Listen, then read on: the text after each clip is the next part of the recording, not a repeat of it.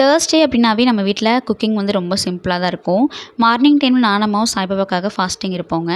So மத்தியானத்துக்கு தான் mostly one pot ரெசிபியாக பண்ணிடுறது. இல்லைனா மாவு இருந்தால் தோசை சுட்டு சட்னி அரைச்சிக்குவோம். ஃபஸ்ட்டு பால் காய்ச்சினது வந்து சாமிக்காக பால் எடுத்து வச்சிட்டேன்.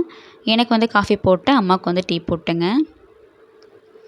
இந்த வீட்டுக்கு வந்து பால் காய்ச்சின அந்த நாள்லேருந்து இந்த அண்ணாக்கு பார்த்திங்கன்னா, நம்ம வீட்டில் இந்த அண்ணா வர டைமில் டீ இருந்தால் கண்டிப்பாக கொண்டு போய் அம்மா கொடுத்துருவாங்க. அந்த அண்ணாட்ட 2 வார்த்தை பேசிட்டு அதுக்கப்புறம் டீ குடிச்சிட்டு தானே வந்து போவாங்க.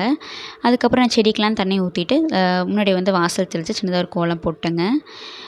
அம்மா பார்த்திங்கன்னா, இந்த சட்னி வந்துட்டு கார சட்னின்னு சொல்லலாம், புளி சட்னின்னு சொல்லலாம். இது செம்ம டேஸ்ட்டாக இருக்குங்க. ஒரு 15க்கு மேலே சின்ன வெங்காயம், ஒரு 2 பெரிய வெங்காயம், அதுக்கப்புறம் 2 பழுத்த தக்காளி, புளி, வரமிளகா, கருவேப்பிலை ஆயில் விட்டு நல்லா வணக்கிட்டு உப்பு போட்டு அரைச்சிட்டிங்கன்னா செம்ம டேஸ்ட்டாக இருக்கும்.